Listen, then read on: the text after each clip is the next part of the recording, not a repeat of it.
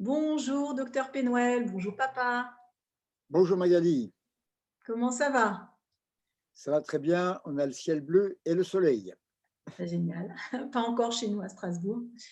Alors, papa, tu sais, il y a quelque temps, on a fait un vidéo shooting, donc sur des 3 heures de vidéo en anglais, sur un article donc, qui a été publié par l'Institut Tisserand et qui s'intitule Debunking Functional Group Theory. Donc, je traduis, démystifier la théorie du groupe fonctionnel. Donc, tu l'as eu entre les mains, tu l'as lu, tu l'as parcouru. Donc, ça concerne quand même un travail qui a été fait par toi-même et Monsieur Francôme il y a 40 ans. Et on a pensé que c'était quand même important pour notre public français de donner un droit de réponse. Parce que c'est vrai qu'on a la chance d'avoir accès aux fondateurs qui ont quand même créé ce référentiel hydroélectrique. Donc, il y a un certain nombre de points qui sont importants à éclaircir. Donc, je te donne la parole. Oui, alors, première remarque, en science, ce qu'on aime, c'est débattre, discuter, échanger les points de vue, comparer les différentes perspectives, les angles de vision et avancer, non pas pour faire gonfler son ego, mais simplement pour ce que j'appellerais l'amour de ce qui est vrai, de ce qui est juste. Bien. Quand un auteur ou un groupe d'auteurs ont déjà dans l'idée de démontrer, de prouver la fausseté de telle ou telle chose, à partir du moment où c'est leur intention, et on sait très bien comment ça se passe, ils vont faire en sorte dans leur cerveau, et même inconsciemment, que tout ce qui est comme argument en faveur de leur thèse soit retenu, et tout ce qui est comme argument qui irait contre leur thèse, carrément soit chanté. Et c'est exactement ce qu'on voit dans cet article-là. Donc on pourrait dire que c'est un parfait exemple d'une déviation de ce que devrait être un véritable travail de chercheur. Si on est chercheur, on ne part pas avec une idée préconçue, on observe, on compare et surtout, on essaye de comprendre qu'est-ce qui a été signifié par les auteurs qui ont travaillé à l'époque dans ce cheminement. Donc ça, c'est ma première remarque. Ma seconde remarque, c'est que, étant donné que la base du travail de Pierre Francôme, c'est avant tout des notions qui sont liées à de la physique, et quand on s'aperçoit que ces auteurs ne connaissent rien, mais d'une physique vraiment de base, un élève de seconde pourrait les comprendre, quand on parle de mesurer les charges électriques qui sont portées par des molécules, ça n'a rien à voir avec ce qu'on appelle de la résistance ou de la résistivité. Or, ils ont fait la confusion.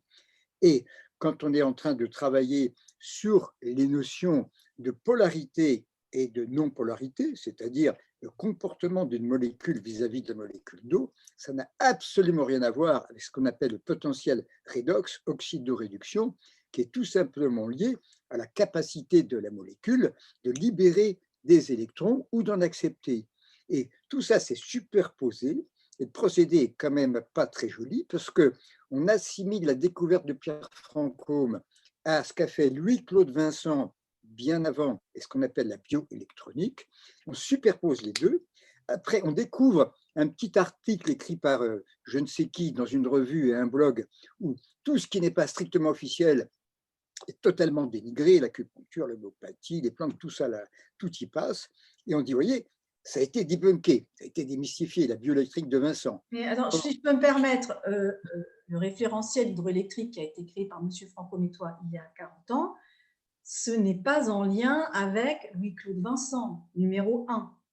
Non. Bon, vous parlez de Louis-Claude Vincent et vous évoquez Louis-Claude Vincent dans ce livre, mais pour un autre domaine. Vous en parlez dans quel domaine de Louis-Claude Vincent? On en parle dans l'étude de ce qu'on appelle le terrain d'une personne. On peut étudier le terrain d'une personne avec des constantes. Ces constantes, et ça se comprend très bien, ce sont des constantes qui sont liées à l'oxydoréduction, et on parle tellement actuellement du stress oxydatif, toi Magali qui travaille beaucoup là-dessus, tu en as parfaitement conscience. On sait également qu'on parle beaucoup du pH, c'est-à-dire le terrain d'acidose, le terrain d'alcalose.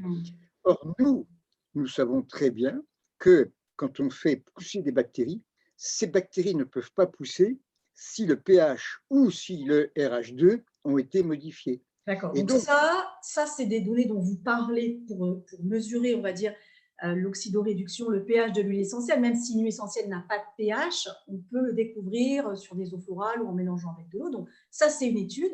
Et le référentiel hydroélectrique, c'est autre chose. Donc tu as identifié qu'il y a eu cette méconnaissance par rapport numéro L'amalgame, c'est carrément un amalgame. Ça a été numéro 1, l'amalgame, et numéro 1, une méconnaissance par rapport au domaine de la physique, puisqu'on confond résistivité et résistance. Je ne sais plus ce que tu mentionnais Oui, à l'instant.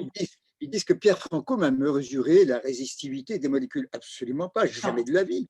Il faut Alors, savoir de quoi on parle. ce qui est important aussi, c'est qu'on a pu quand même, je trouve qu'on a vraiment une chance inouïe d'avoir encore les auteurs avec nous. Donc moi, ma première réaction quand j'ai lu cet article, je me suis dit, mais où sont les auteurs français? Peut-être la première des choses, c'est d'interroger ces auteurs. Donc, je t'interroge. De la même manière que j'ai interrogé Pierre Franco par téléphone, j'espère qu'il pourra faire un podcast avec moi prochainement.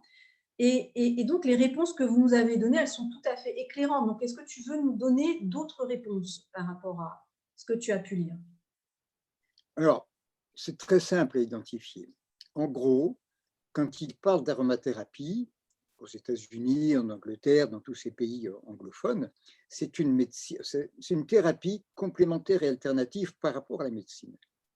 En France, nous avons des médecins qui sont des médecins phyto-aromathérapeutes, je dis bien phyto-aromathérapeutes et non pas aromathérapeutes, qui connaissent le monde des plantes, qui ont été formés par des cours en particulier donnés dans des universités de pharmacie ou de médecine.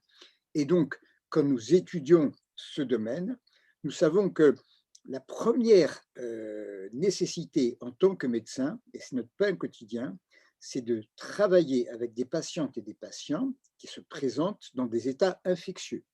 Dans ces états infectieux, la majorité des cas urgents, ce sont des infections liées à des bactéries. Et nous savons que vis-à-vis des bactéries, ce qu'on appelle nous des prokaryotes, nous avons des structures moléculaires très précises, et ce sont ces structures qui ressortent tout le temps de manière systématique lorsque nous pratiquons des aromatogrammes. C'est pour ça que maintenant, en urgence, on n'a plus besoin de les faire.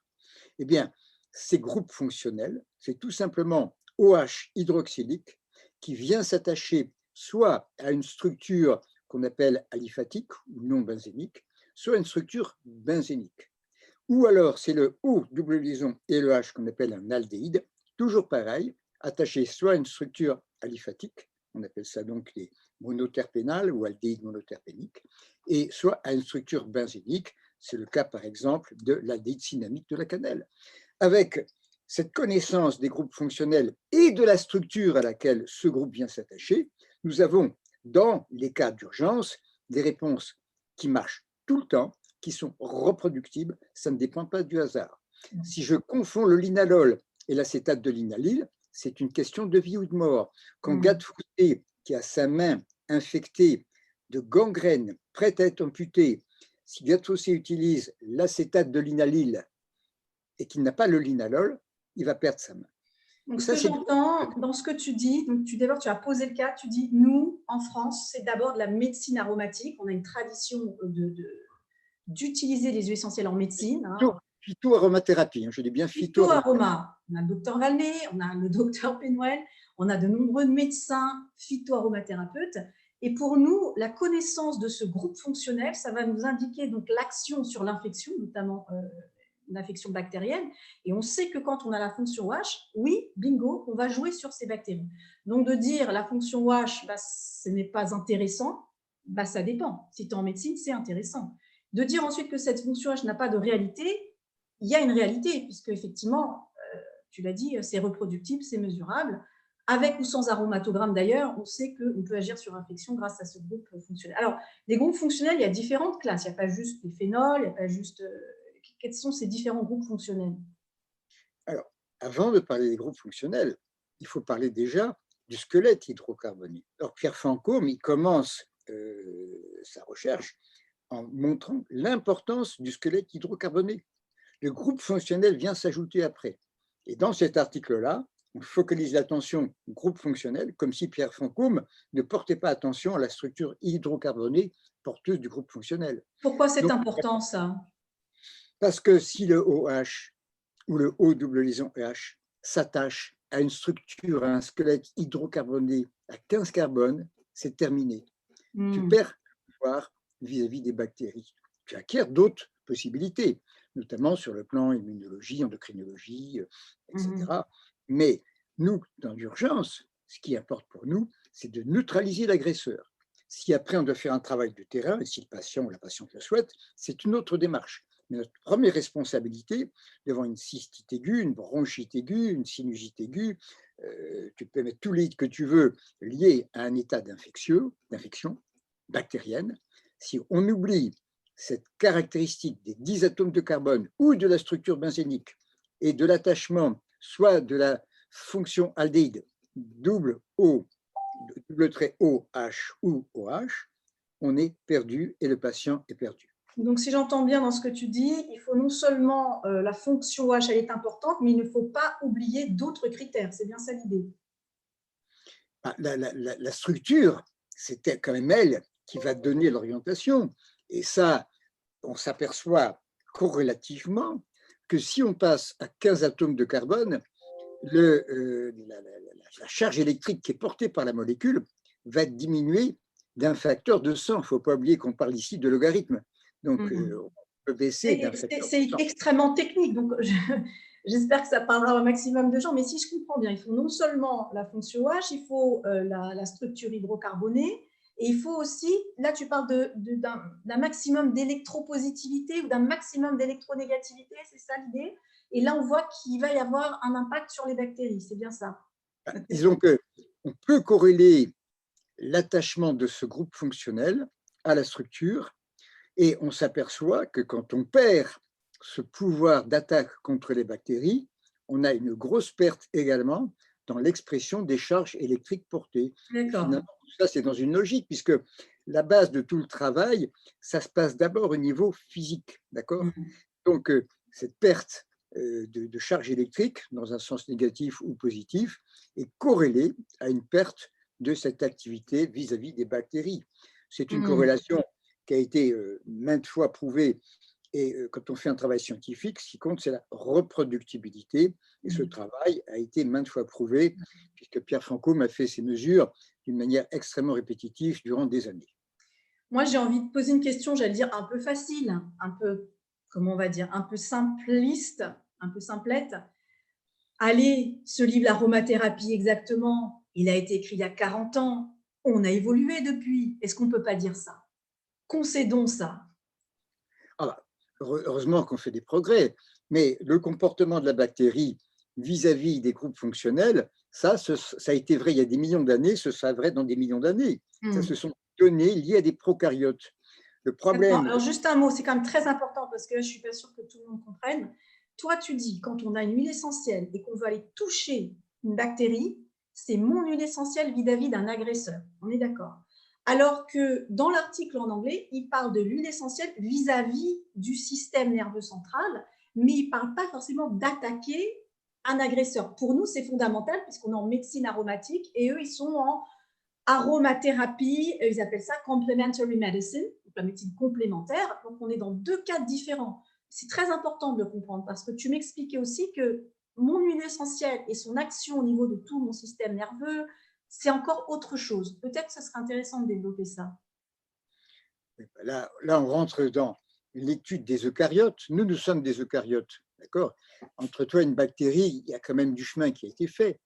Alors, comme eux ne s'occupent pas des bactéries, ils citent ce mot antibactérien pour les phénols et les alcools. Je veux dire, c'est juste un mot, alors que pour nous, ce simple mot, c'est des centaines de pages, c'est des millions de malades qui sont soignés, mais ils n'ont pas le droit de faire ça. Donc, ils ont chanté, ils ont mis de côté tout ce qui, nous, est quand même l'essentiel de notre combat quotidien en tant que médecin confronté à des pathologies infectieuses, qu'elles soient extrêmement sévères, aiguës, ou qu'elles soient désespérément chroniques.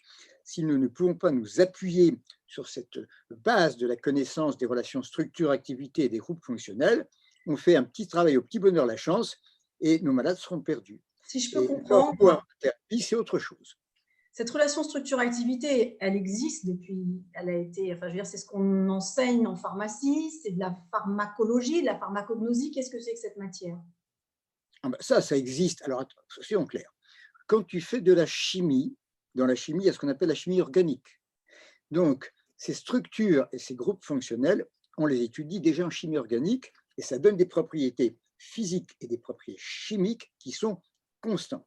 Toi, Magali, spécialiste des acides aminés, tu sais très bien qu'on peut faire une liste des acides aminés alphabétiques, ça ne va pas nous apprendre grand-chose. Comment est-ce qu'on les classifie? Eh bien, exactement comme Pierre Franco m'a fait. Ils sont classifiés entre ceux qui sont polaires, ceux qui sont apolaires, ceux qui portent des charges électriques positives, ceux qui portent des charges électriques négatives et ceux qui sont neutres. Tu retrouves exactement le même modèle de classification. Mais c'est bien utile.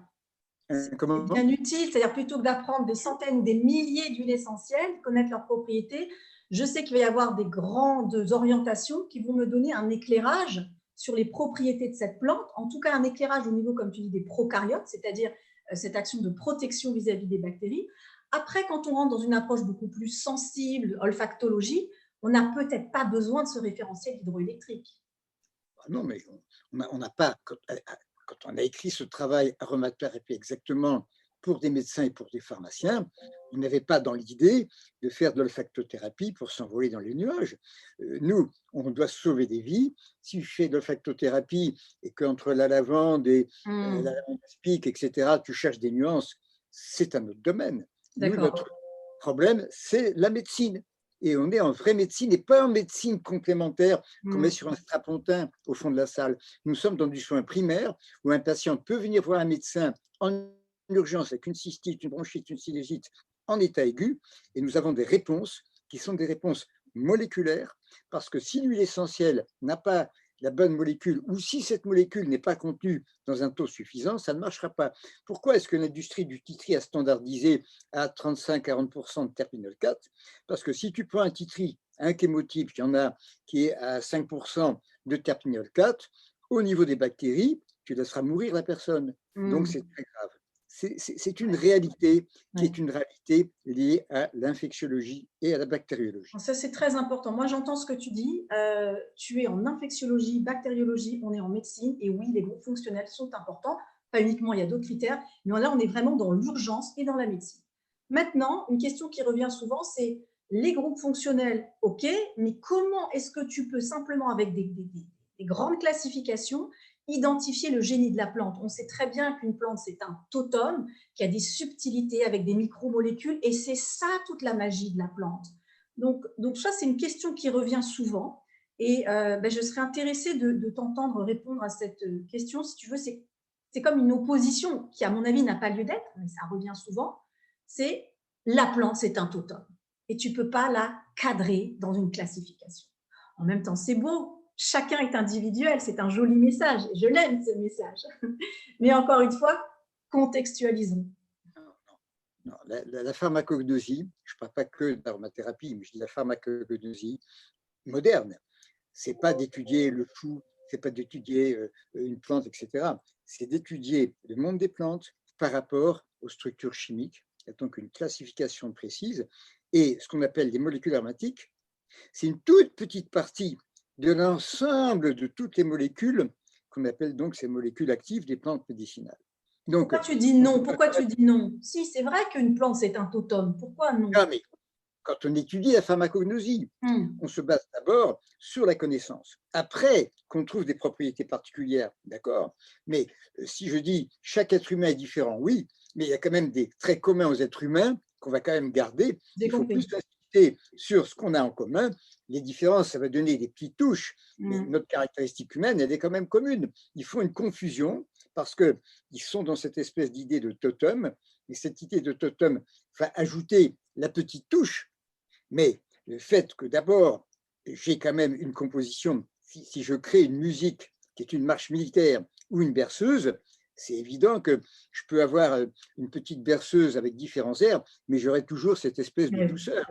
Et une marche militaire, j'aurai toujours ce côté militaire. Après, ce sont des nuances. Ne confondons pas la nuance que donnera le totem avec la ligne générale que donnera les composés majoritaires qu'on appelle pharmacophores. Là, les pharmacophores, c'est important parce que je trouve que cette notion, elle est très peu connue et j'invite les personnes qui nous regardent à se renseigner sur les pharmacophores. Effectivement, le pharmacophore, c'est s'il manque 7 molécules spécifiques à un pourcentage particulier, on n'aura pas l'action recherchée. Et écoutons bien sur les prokaryotes. Donc là, on parle de cibler des bactéries. Maintenant, on va apporter une nuance. Quand on parle des monoterpénols, et on ne parle plus des prokaryotes mais des eucaryotes, c'est-à-dire nous les humains, c'est plus compliqué, c'est beaucoup plus nuancé. Et là, c'est la notion de total qui va un peu plus intervenir. Est-ce que tu peux nous en dire plus? Là, on est dans un domaine qui va toucher le travail de fond et il faut que la personne veuille faire effectivement cet engagement pour une thérapie en profondeur.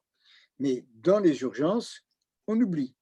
Dans le travail de terrain, au contraire, on réintègre ces notions. Donc, c'est très Alors, clair, oui. temporalité et l'état d'urgence ou de non-urgence et d'engagement ou de non-engagement qui sont à prendre en ligne de compte.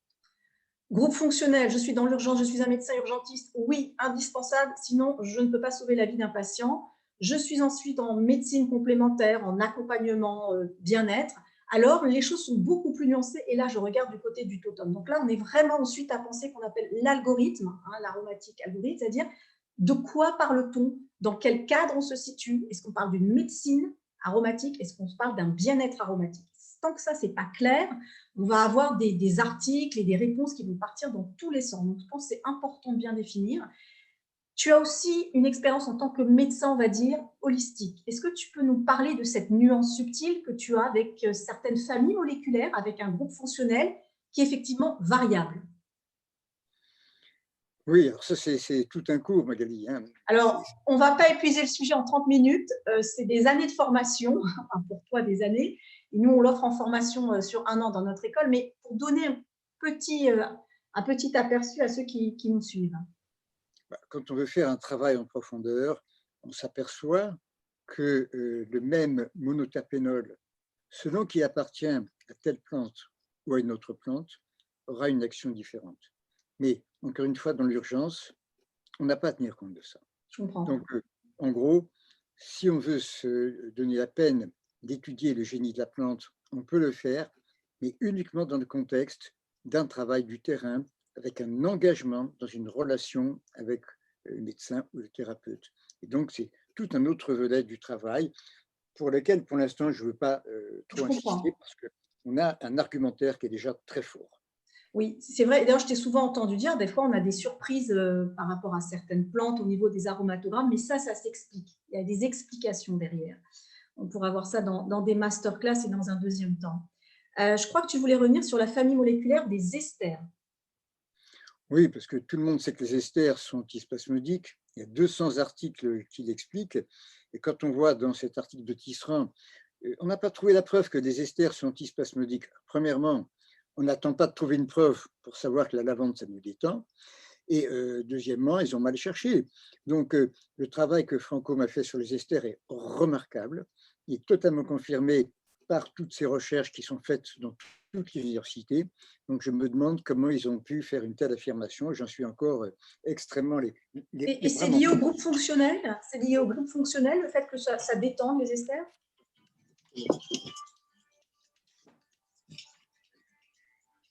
Petite pause téléphonique. Ah oui, attends, je suis en conversation vidéo là. Je te rappelle après. Hein.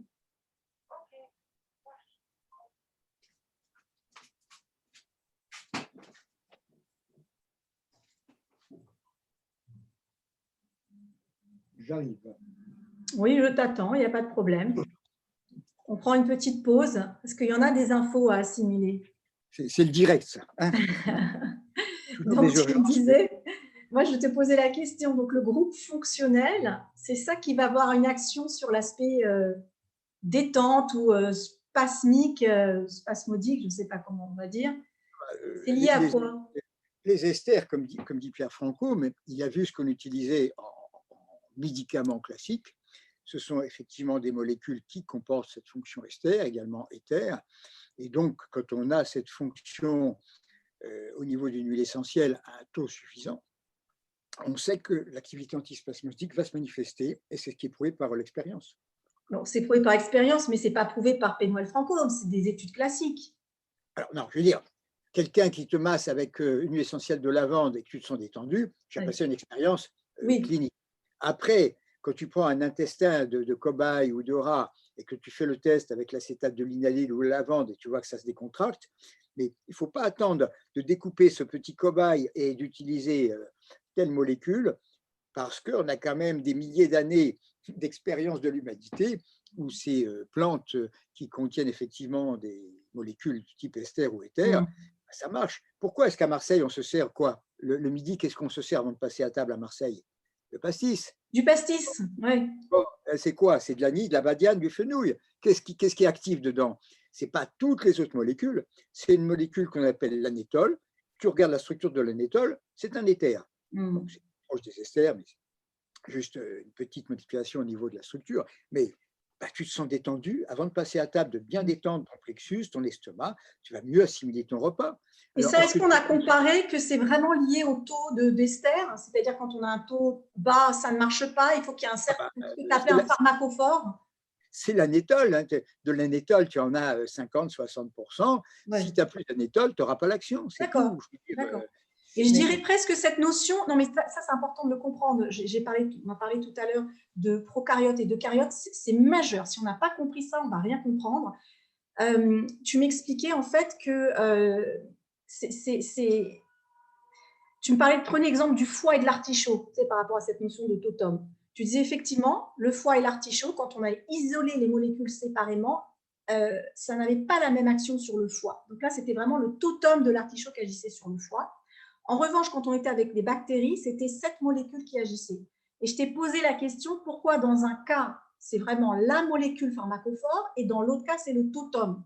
Tu m'as répondu parce que le système hépatique, c'est beaucoup plus complexe.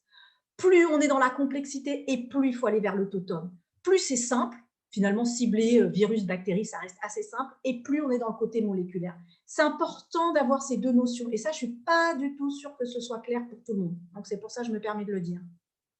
Oui, encore que dans le cas de l'artichaut, ce sont quand même des molécules qui sont proches, mais il faut qu'elles soient les trois réunies.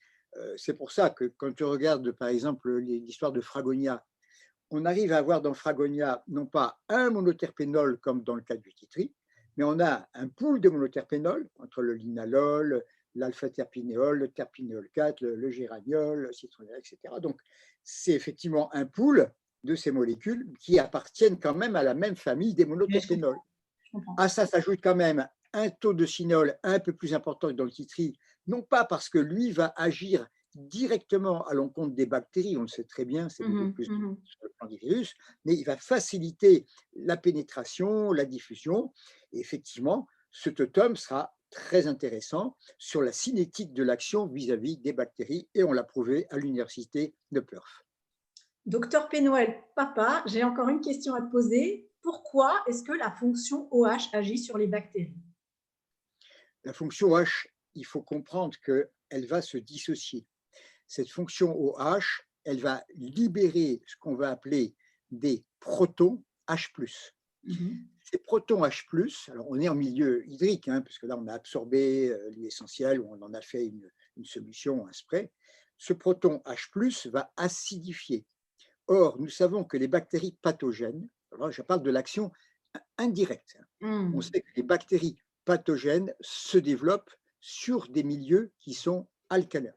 Donc, à partir déjà de la modification du milieu, on a une action qui est très intéressante et qui est prouvée. Quand je fais le fameux électrique, que je mets ma trace de titri et que je lèche, les bactéries qui sont en train de se multiplier dans ma gorge, quand je prépare une angine, elles reçoivent une salive qui apporte un pH qui n'est plus favorable et on voit la courbe de multiplication des bactéries qui baisse. C'est ce qu'on appelle une action bactériostatique. Oui. Mais on va aller beaucoup plus loin parce qu'ensuite, il va y avoir la fixation de ce qu'on va appeler le terpényle, qui est donc une molécule beaucoup plus polaire. Elle va se fixer sur la paroi ou sur la membrane, ça dépend si c'est gramme plus ou gramme moins, de cette bactérie. Elle va l'attaquer, elle va créer des ouvertures, la bactérie va perdre ses différents ions et à partir de ce moment-là, la bactérie va mourir et on va même plus loin, elle va être carrément éclatée. On appelle ça une action bactéricide et même bactériolytique. Or, quand on fait de la pharmacologie classique, on sait que les antibiotiques sont classés entre ceux qui sont bactériostatiques comme les tétracyclines, ceux qui sont bactéricides comme les pénicillines. Et là, on s'aperçoit qu'on a la chance de réunir des molécules qui sont à la fois bactériostatiques et bactéricides, et qui ont non seulement une action qu'on peut appliquer à l'extérieur ou au niveau des muqueuses, mais quand j'ai ma salive et mon titri, est-ce que je le crache? Non, tu l'avales. Je l'avale parce que Mhm. l'action va se poursuivre à l'intérieur de mon corps. Et Mhm. c'est là où on voit la supériorité de ce totem aromatique, Ouais. mais ce totem aromatique, s'il n'a pas le taux de terpinol 4 suffisant, si tu prends un titri à 5% de terpinol 4 et à 50% de cinéole, très bien pour la lutte antivirale. Donc là, tu revois, toujours pareil, la notion médicale très importante, mais au niveau de ta lutte antibactérienne, tu prends des grands risques Mais si tu prends un mauvais chémotype de titri. je comprends, mais en même temps, je me dis c'est quelque chose de. Moi, ça me semble évident. Je veux dire, quand on se frotte les mains avec un gel hydroalcoolique, il y a bien une fonction dedans, n'est-ce pas? Ah bah, c'est la même chose, c'est la fonction OH. Alors pourquoi ce qu'on comprend avec le gel hydroalcoolique, on ne comprend pas avec les huiles essentielles? Alors, on va me dire, ah, c'est pas le même alcool, évidemment, mais néanmoins. La fonction est strictement la même parce que dans ce gel, tu as une structure à 2 atomes de carbone. Oui. Nous, on a 10 atomes de carbone. J'ai dit qu'on perdait l'action vis-à-vis des bactéries quand on passait à 15. Mais quand tu es à 2, c'est le cas de l'éthanol, quand tu es à 10, tu es encore sur des molécules qui sont finalement très volatiles. Tu te rends compte que quand tu passes à 15, tu perds ta volatilité. La meilleure preuve, quand tu prends du niaouli, Magali, et quand tu le verses, déjà tu te dis, il coule moins lentement que mon eucalyptus. Puis après, tu frottes ce niaouli, tu dis, oh, mais j'ai un côté gras. Tu n'as pourtant que 10% de viridiflorol. Et rien que ces 10% de viridiflorol, qui est donc un sesquiterpénol, ça change déjà complètement la consistance. Donc, la perte de la volatilité te fait perdre cet impact que tu as aussi bien avec l'éthanol qu'avec les monoterpénols, bah, à C15, donc la structure porteuse à 15 carbone, c'est perdu. C'est basique, c'est de la chimie organique. Moi, D'accord, donc le groupe fonctionnel, il veut dire quelque chose, il a une action. Et oui, et la structure porteuse, les deux. et oui, on peut déterminer l'action ou non sur les prokaryotes en fonction de la fonction, justement. Donc, voilà, là, c'est clair, c'est évident. Dans d'autres domaines, comme on a dit, les monoterpénols, il faut prendre en compte l'autotone. Donc, c'est vrai que cette vidéo, on essaye de toucher vraiment du doigt quelques points clés. Ce n'est pas du tout exhaustif. On l'a fait aussi en anglais. Hein, on l'a fait sur 3 heures. Donc, on va voir si en français, on va faire d'autres vidéos pour expliciter tout ça. Mais aujourd'hui, vraiment, c'était de dire que ce qui a été écrit à 40 ans, eh bien, la chimie organique, c'est de la chimie organique. Non, la science, elle n'évolue pas tous les ans. Une fois que la pomme, elle est tombée, elle est tombée. Hein, c'est des lois de gravité. Oui, il y a des choses qu'il faut nuancer, mettre à jour, mais le fait de dire c'est un mythe, c'est faux, je pense qu'on n'est plus dans la science. Quand on dit c'est faux, c'est juste, c'est la nuance, c'est le contexte. Et là, je pense qu'on va pouvoir vraiment arriver vers une aromathérapie intelligente, globalisante, qui affine justement notre pensée. Donc, je voulais ajouter une chose, parce que tout le monde est là à dire holistique, holistique, holistique. Alors, première remarque, l'école Tisserand, toujours mis holistique, holistique, ils publient leur article au départ dans la revue d'aromathérapie holistique. Qu'est-ce que ce côté holistique a à voir au fait d'aller faire des recherches sur ce qu'on fait sur une cellule isolée ou un intestin de rat? On est très, très loin de l'holistique. Alors, eux qui prônent l'holistique, de se baser uniquement sur des articles scientifiques, alors qu'on le fasse en toxicologie, et encore ça se discute, parce que le foie du rat n'est pas le foie humain, et quand on maintenant veut interdire le basilic tropical, parce qu'en faisant prendre l'équivalent de 60 millilitres d'huile essentielle de basilic ou d'estragon, si c'était l'équivalent de ce qu'on fait pour le rat, on peut déclencher n'importe quoi. Mais notre capacité à nous de travailler la molécule d'estragol ou de méthylchavicol, parce qu'on a certains enzymes au niveau de notre foie, n'a rien à voir avec celui du rat mâle qui ne dispose pas de ces capitales enzymatiques. Donc on finit par des aberrations avec cette espèce d'obsession de chercher des articles dans des revues scientifiques. Il faut dire une chose, tous ces chercheurs qui font des articles sur les molécules aromatiques et les huiles essentielles, ils avancent en grade. oui. Ces recherches ne servent absolument à rien parce que l'industrie pharmaceutique, qui ne veut que breveter une molécule, et c'est normal, hein, il faut quand même faire vivre les actionnaires, n'a rien à voir de ces articles. Donc, c'est comme s'il y avait le monde de la recherche scientifique au niveau de ces plantes et de ces plantes aromatiques d'un côté, et le monde de l'industrie pharmaceutique moderne, qui, elle, continue à faire son chemin d'inventer ces molécules. Ça n'empêche pas qu'il y ait beaucoup d'ethnopharmacologues qui vont quand même chercher les secrets au fin fond de la jungle amazonienne ou de l'Afrique, etc. etc. Ils sont quand même pas fous. Donc, ouais. Enfin, je pense que c'est important ça. Oui. Soyons clairs, je sais être holistique quand il le faut, mais quand j'ai vraiment besoin d'être analytique, je sais l'être Exactement, parce que ce ne sont pas des mêmes situations. Hmm. Magali, si tu dois subir une intervention chirurgicale, tu as quelqu'un qui connaît une anatomie holistique. Il va te faire des mouvements extraordinaires du corps, te décrire des structures, mais toi, tu as besoin d'être opéré. Je pense que tu préfères un bon chirurgien qui connaît bien son anatomie analytique plutôt qu'un anatomiste holistique, pas Oui, vrai? là j'entends le médecin qui parle, le médecin clinicien formé en biochimie, anatomie, pharmacologie. Mais tu as raison, dans l'approche anglaise, ils sont beaucoup plus dans l'aspect holistique. Alors, c'est très bien pour faire des massages, mais toi, tu es un médecin, aromathérapeute. Donc, deux cadres différents, deux analyses différentes. Un petit mot quand même sur le côté stimulant des huiles essentielles. On avait vu qu'il y en avait qui, on va dire, c'est maladroit comme terme, mais c'est comme ça que c'est écrit. Il y en a qui stimulent et il y en a qui calment. Tu m'as dit, il ne faut pas forcément le voir de cette manière-là. Qu'est-ce que Oui, tu alors, peux dire là-dessus?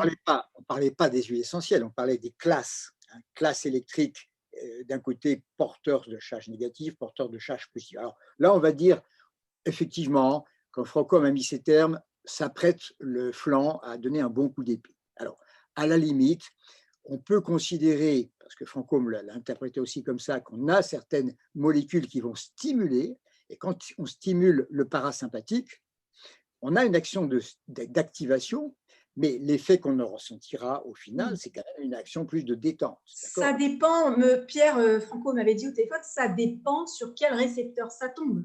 Si ça tombe sur un récepteur qui apaise, ça va stimuler l'apaisement. Voilà. Mais toi, tu m'as dit qu'il faut le voir aussi sous l'angle de la médecine chinoise, plus dans cet aspect tempérament hippocratique. Voilà, il y a d'autres interprétations. Déjà, simplement d'un point de vue médecine occidentale, on sait qu'il y a quand même, sur le plan de l'immunologie, alors je ne vais pas dire booster, enfin, on va dire soutenir le système immunitaire. Et c'est vrai que quand on utilise, alors là, dans tes traitements de fond, parce que quand tu donnes un traitement de quelques jours, tu ne vas pas révolutionner ton immunité. Mais quand tu vois tous ces gosses qui font sans arrêt ces rhinopharyngites, ces otites, ces bronchites, ces trachéites, qui sont bourrés d'antibiotiques, et puis que la maman commence à faire des tout petits soins très simples, ne serait-ce qu'avec des eaux florales et des petites applications aromatiques très diluées, puis on s'aperçoit que l'enfant, peu à peu, a une meilleure résistance par rapport à ses agresseurs. On peut quand même imaginer, et on Ouais. le prouve aussi par des examens, qu'au niveau de son immunité, il y a une amélioration, non pas parce qu'elle est boostée, mais parce qu'elle a un fonctionnement déjà plus intelligent, plus maîtrisé, et c'est ça qui nous intéresse. Donc, Ouais. quand on va parler d'activation, pensons d'abord aux fonctions de l'immunologie, qui pour nous sont essentielles. Pensons aussi au concept de la médecine chinoise, aux approches des tempéraments, et non pas simplement être stimulé comme quand on prend de la caféine ou de Oui. la théine.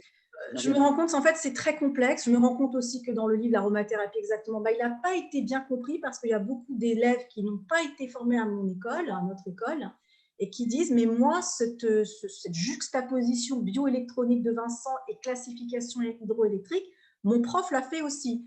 Donc, on a vu que très rapidement, votre enseignement, finalement, à toi et Franco, n'a pas été ni bien compris, ni bien transmis.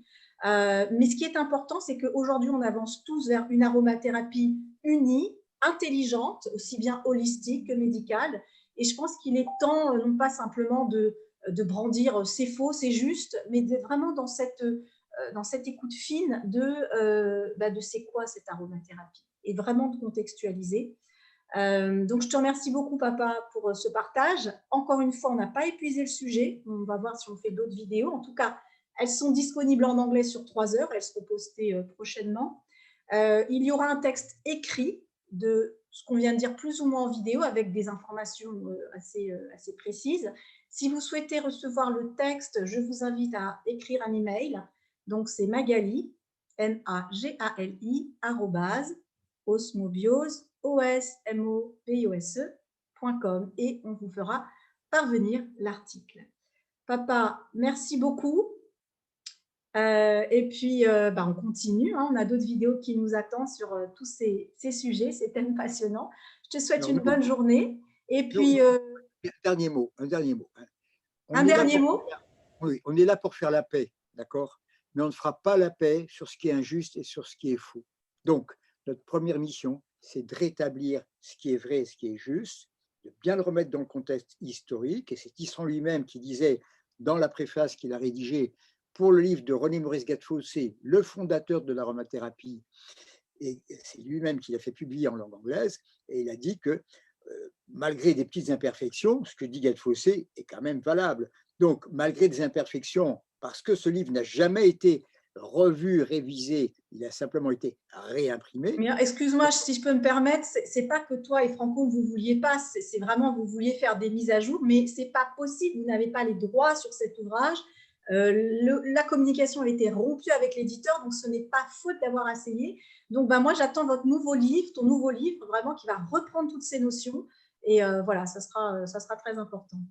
Le nouveau livre, on va d'abord faire monter ta chaîne, hein, et quand tu auras tes 100 000 followers, à ce moment-là, on va le faire. Alors, à vous J'ai besoin des Français, des Anglais, des Chinois, des Italiens. Ok. Alors, merci beaucoup. N'hésitez pas à m'envoyer aussi vos commentaires par mail, si vous le souhaitez, sous cette vidéo. Et puis, n'hésitez pas à vous abonner à ma chaîne YouTube. Je rappelle, si vous souhaitez avoir le document Magali, sans E à la fin, @osmobiose.com. À bientôt.